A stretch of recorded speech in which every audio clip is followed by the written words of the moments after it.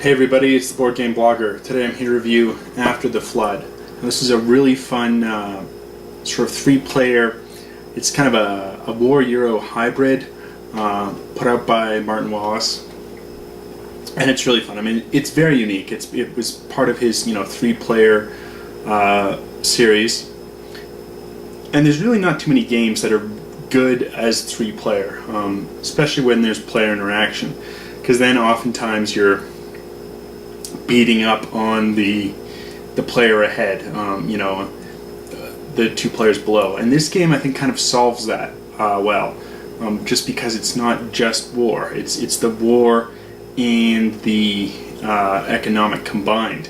And there's kind of not a way to, if you're focusing on just killing the player in the lead, you're going to be losing. I mean, you can obviously do that, but you've got to be aware of, okay, what's the third player doing? And so I think it solves the issue there. It's titled After the Flood, so gameplay takes place after the flood, and it's Sumeria in its early stages. And what's neat is you've got different economic aspects to the game, and fighting and warfare comes in. You score a lot of victory points that way. You can kind of suppress other players' sort of traders, and trading is a big aspect. You're not trading with each other, but you're trading kind of with the board. It's really a lot of fun. I think there's a slight issue that can kind of be abused. It's really easy to house rule to prevent that from happening, and I'll get into that when we talk about the board itself. But this is really a fantastic game. If you like Martin Wallace at all, I'd say, stop watching this review. Just go out and get the game. It's that good. If you want to, keep watching, find out a little bit more about the game, feel free to. But I highly recommend it, and you'll see why in a bit.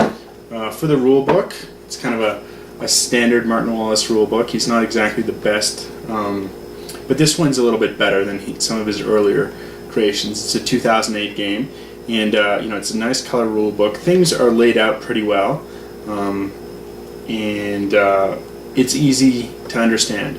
There's no table of contents, there's no index, which is unfortunate, and there's no player aid. There is kind of a player aid on the back, this quick reference guide, but there's not enough for three. What I do is just photocopy the back. I think that works, and this quick reference guide is quite good, explaining the basic turn sequence, your actions you can take, the different resources, how you're spent, and then some easy to forget rules. So it's like what amounts to a very good player aid, but there's not multiple copies. There really ought to be this in a sheet for all three players. Now, some of his newer games have something like that, and it's kind of easy to photocopy and make some copies of this, especially with modern technology. Everyone's got a printer scanner nowadays almost. I mean, if you can afford this game, you can afford a printer scanner. But I'm sure you want to see how the game plays. This is actually, for Martin Wallace, a pretty good rule book. Rules are relatively clear, and a fantastic quick reference guide, which you can turn into the player aid. But let's take a look at how it plays. So here's the board on setup. What you have is you've got sort of Sumer proper, which is this kind of lighter yellow goldish color, and then you have some other areas that are kind of a lighter brown, and you can still go into them with your workers and with your military, but you can't actually build cities there. You've got to build a city here on this kind of golden area. We have the empires track over here on the turn, and so each turn one of three empires can come in per player, so you can't start multiple empires. Typically all three empires are going to be started, as each player is going to start it, and they have different default soldier values. So for Akid here, the green player starts him, he's going to have 10 soldiers to use there, which is kind of effective, as soldiers in their occupation of territories is one of 3 ways that you can score victory points. You also score victory points by building a city and then by expanding it. And so you're going to, when you expand a city, depending on the resources that you use to expand it, you're going to score multiple victory points. So you need 2 wood to expand it, and then you will get, for each sort of extra special resource that you're spending, the diversity, you're going to get more points. And so you need, at the max, at 4, in addition to the 2 wood, you need 1 metal, 1 oil, 1 gold, and 1 lapis lazuli. You do that, you can score 20 points. And finally, there's kind of an end of the game bonus scoring for having the most workers in a territory. So Chaldea here with 3 victory points. Whoever has the most there is going to score 3. That can really swing the game at the end. You don't want to underestimate the victory points you can be gained there. So on your turn, you've got several different actions. You can choose to build a city. Now you've got a total supply of 4. And most of these cities will produce some kind of special bonus. So here, redo is you place 1 worker in the toolmaker's box, and that's not from your current workers in your hand, but from your supply, which is, you know, really helpful. It's getting more guys out there. For instance, lets you take an extra textile cube during the first phase, the production phase. We've kind of already done that instantly in the beginning of the game, and then so on. You know, Babylon gets you some extra armies, and then there's 2 that don't actually give you bonuses, but it can be useful to kind of expanding the city to score some victory points.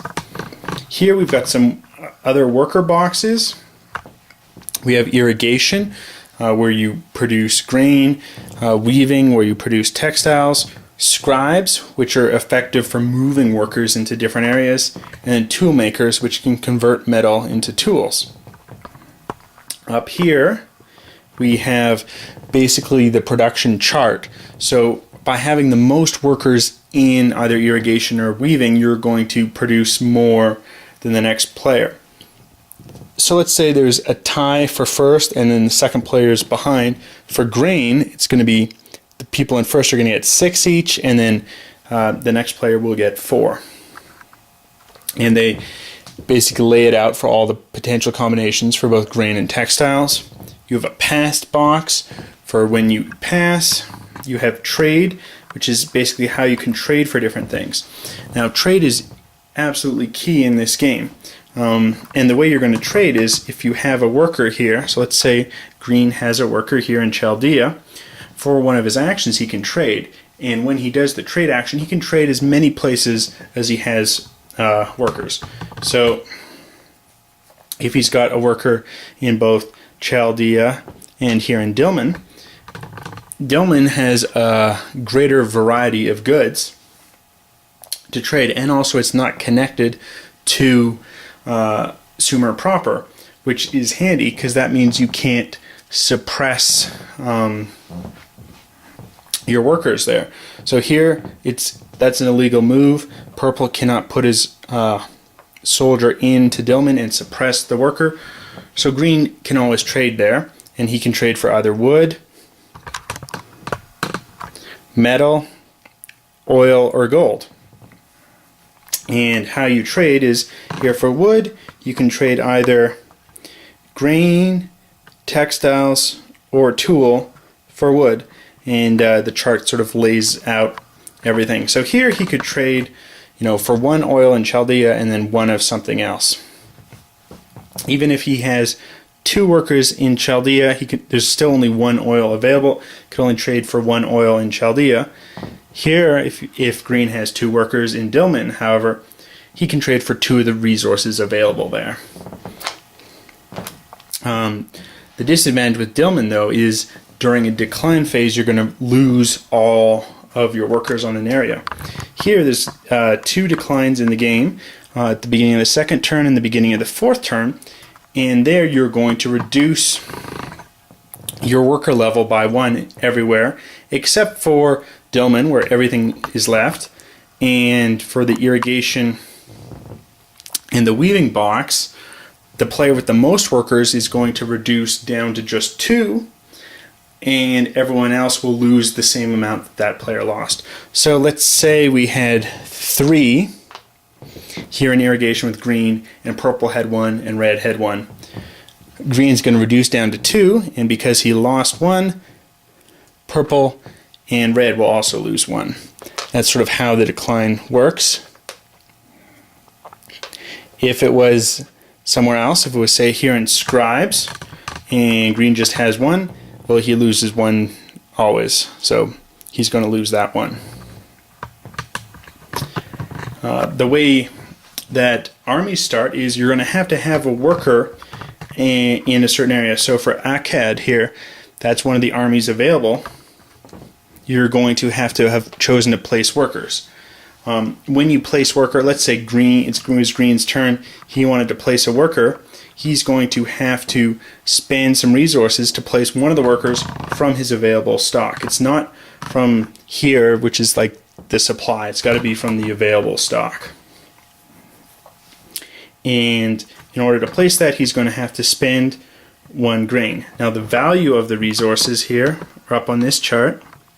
And so we can see grain is 1, so you could place 1 worker, and wood is 2, it would let you place 2 workers, and so on. So let's say green has gone, and now it is the red player's turn. And red says, oh, that's a powerful empire, I don't want to let green do that. And you can't start an empire unless you have basically more than anyone else or equal to the person with the most. So he's going to place 2 of his workers down there, and he'll spend a wood cube, which is 2. That'll go back into the general stock, and that enables him to place there. It's back to green. Green cannot start an empire there because he doesn't have enough workers. Let's say green focuses on something else, purple focuses on something else, and it's back to the red player's turn. The red player can choose to start his empire. By doing that, he's going to remove his workers. They're going to go back into the supply. They won't go into the active stock, but back into the supply back here. And then he's going to take out 10 workers from the stock. Let's do that now. So here, the red player has put now 10 armies into his stock. And he can choose to put either 1 or he can put 2 into Akkad. So let's say just puts 1, because here we can see with the arrows in Akkad can only go one way into Babylon. You can't leave from Babylon, go into Akkad. So it's relatively safe from conquering. At the end of the turn, that's going to be worth 2 victory points. Each region you control is going to be worth 2 victory points. Can be modified by controlling Nippur, which is going to allow 3 victory points for any in Sumer proper. Now, when he chose to do this, he could have also, when he started his empire, he chose to just get the 10 that were based here. However, he could have spent some of his resources to increase his army. So for each tool that you spent, it's 3 more soldiers. Each metal that you spend is 2 more soldiers, and each grain. So let's say he could have chosen to spend, say, 2 grain to get 2 more, and that would have been 12. After you do that, you then can spend resources on your army rating. So let's say here again red chose to not spend anything, but he could have spent, say, oil for his army rating. Goes up here. Now oil's pretty powerful. We can see it's high up on the resources track, so it's a more powerful thing, and that's kind of on the equipment. That's like spending a lot of resources to equip. And how that's useful is when you're doing combat, if you have a stronger battle rating than your opponent, you only need a 5 or higher to win. when you're doing an attack. Whereas if you have a lower army rating than your opponent, then you need a 7 or higher. So let's say, for instance, green has a guy here, and on a different red turn, green chooses to spend a gold here on the army rating. So here we can check on the ABC, which is the strongest. Here gold is more valuable than oil, so green has a higher army rating. Now on red's turn, he can choose to try and attack Babylon and expand in there. He's going to have to roll 2 dice. He only got a 5. This 5 would have been enough had red's army rating been superior to green's. However, it's not, and he needed a 7 or higher. So that would lose this. He could take it here from the stock and go back, and he could continue because it's still expand army phase. He could try to attack again. He'll roll. He has a 9. That succeeds. He takes it from what's in his hand, places it here in Babylon, and that defeats green players, which is going to go back into the supply. That's kind of how combat works. If the turn ends right now, having 2 spaces that red controls, it's 4 victory points. That's kind of generally how it works. Each turn you can take an action. Actions are building the city, placing workers, trading, and expanding your empire, starting an empire, or passing. Once someone passes initially, let's say green's done, they're saying, I'm passing. You can spend some resources there, and let's say he's going to spend 1 textile. That is sort of basically bid for turn order to start next on turn first. But now that he's passed, the other 2 players are going to have to expend something to continue their turns. So if purple, say, wants to place 2 workers here in Kassites, in addition to spending something that allows him to do that, so let's say a textile, that would allow you to place 2, because there's a value of 2 for textiles, he also has to spend 1 other thing of something that's in his hand. So if he currently has an army started, he could spend, a soldier. If he doesn't have that, he could do it some workers from his hand or 1 resource of any type. But there's a cost to keep doing your turn after the first person passes, which is kind of a really ingenious system and provides a check onto another player.